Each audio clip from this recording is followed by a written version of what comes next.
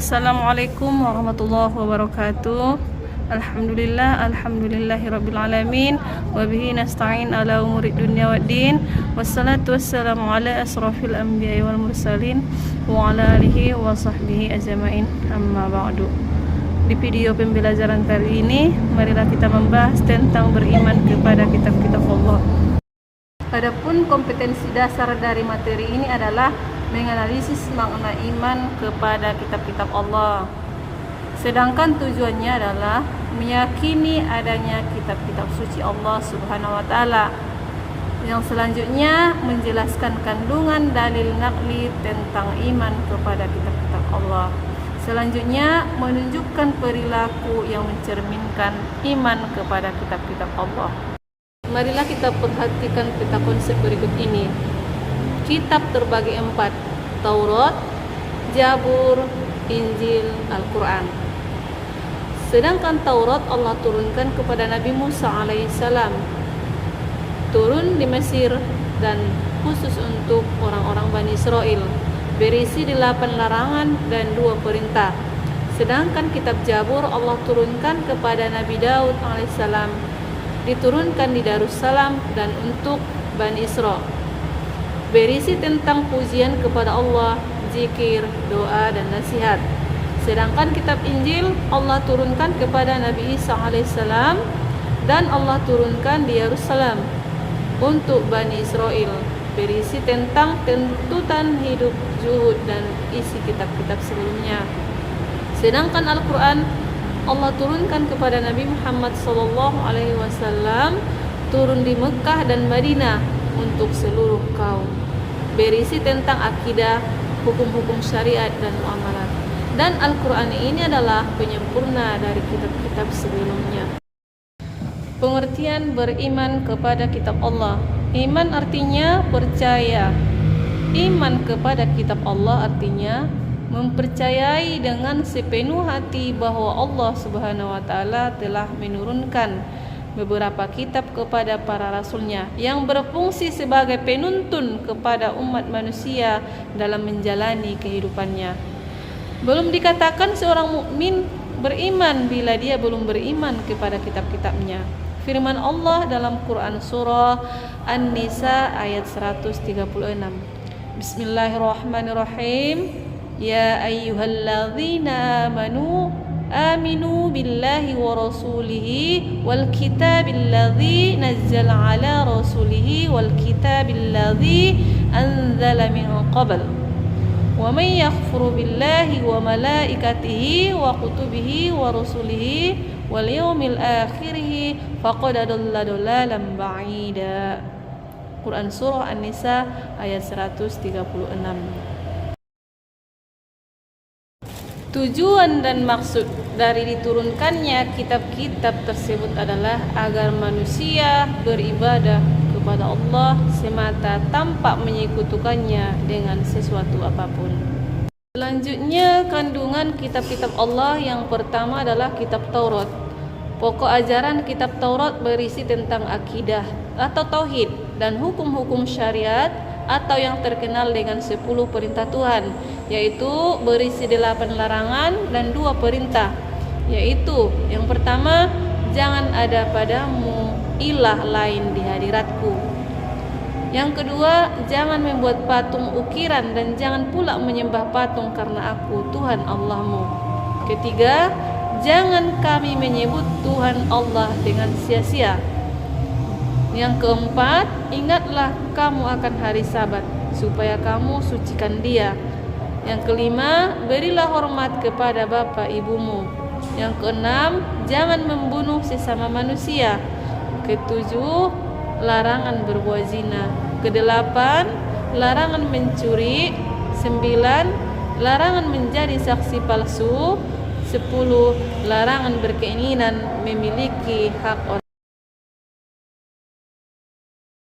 Kitab Zabur, isi kandungan kitab Zabur berisi tentang kumpulan pujian-pujian kepada Allah atas segala nikmatnya.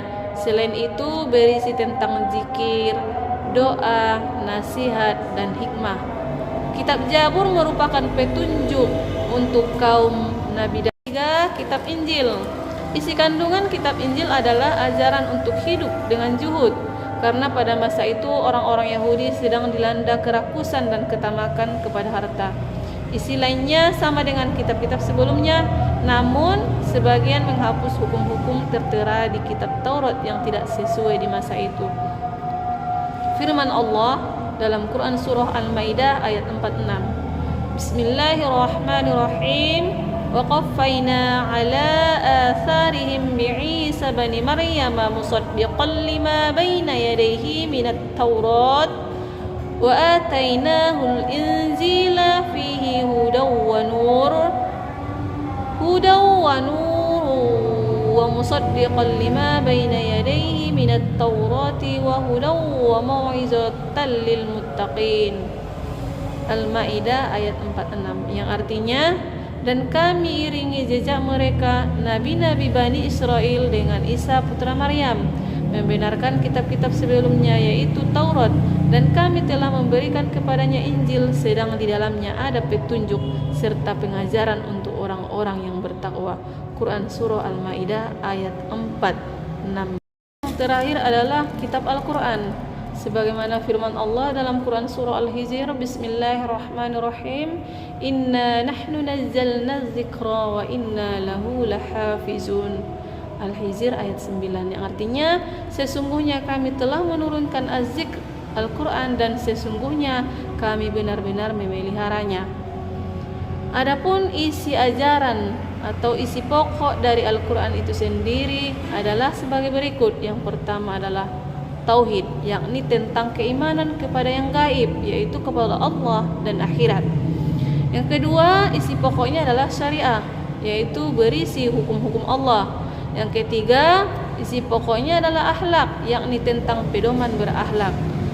Yang selanjutnya adalah ibadah, yakni tentang ketentuan hubungan manusia dengan Allah.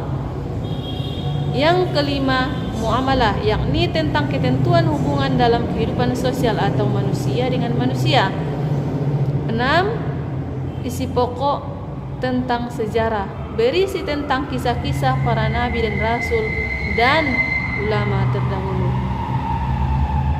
7. Wa'ad dan wa'id, artinya janji-janji Allah kepada orang yang beriman dan kepada orang kafir akan adanya balasan di hari kemudian. Selain kitab Allah, wahyu Allah ada juga yang disebut suhuf. Suhuf ini merupakan adalah wahyu Allah yang masih berbentuk lembaran-lembaran terpisah. Suhuf ini Allah berikan kepada Nabi dan Rasul Allah yang berisi hukum dasar sebagai pedoman untuk menyiarkan agama kepada umatnya.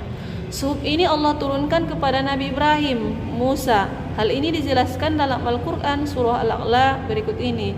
Bismillahirrahmanirrahim.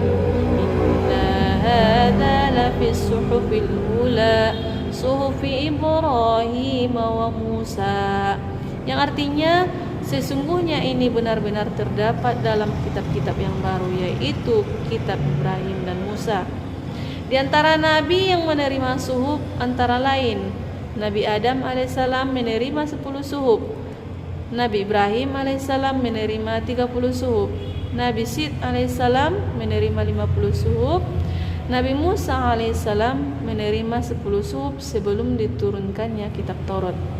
Beriman kepada kitab Allah berarti suatu keyakinan dengan sepenuh hati bahwa Allah benar-benar telah menurunkan wahyunya kepada para rasul pilihan sebagai petunjuk dan pedoman bagi kehidupan manusia agar manusia senantiasa bahagia dunia akhirat.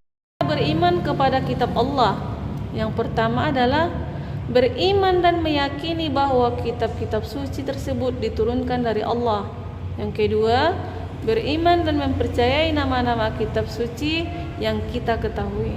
3. Meyakini kebenaran informasi yang terkandung di dalamnya dan mengamalkan kitab yang terakhir dan menghapus kitab-kitab sebelumnya. Bagi orang-orang yang beriman kepada kitab-kitab Allah akan mempunyai sikap sebagai berikut. Yang pertama, manusia akan mengakui keterbatasannya sehingga dalam menjalani kehidupannya mereka tidak sombong. Orang mengimani kitab Allah dapat belajar dari orang-orang yang hidup pada masa lampau. Dengan hal tersebut, kita tidak mengulang kesalahan orang-orang terdahulu dan mampu mengikuti kebaikan-kebaikan mereka. Selanjutnya, orang-orang yang mengamalkan isi kitab terlihat dari sikap keseharian, yaitu bersikap jujur, amanah, bersyukur, bertanggung jawab, disiplin, dan sebagainya. Sebagaimana diperintahkan Allah dalam Alkitab pada awal surah Al-Baqarah. Dzalikal kitabu la raiba fihi hudal lil muttaqin.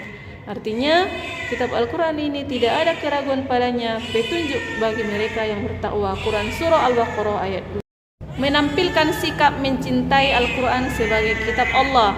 Di antara sikap yang menunjukkan kecintaan terhadap Al-Quran adalah sebagai berikut. Yang pertama, membaca Al-Quran secara rutin. Yang kedua, memahami isi Al-Quran. Yang ketiga, mengamalkan dalam kehidupan sehari-hari. Dan terima kasih. Assalamualaikum.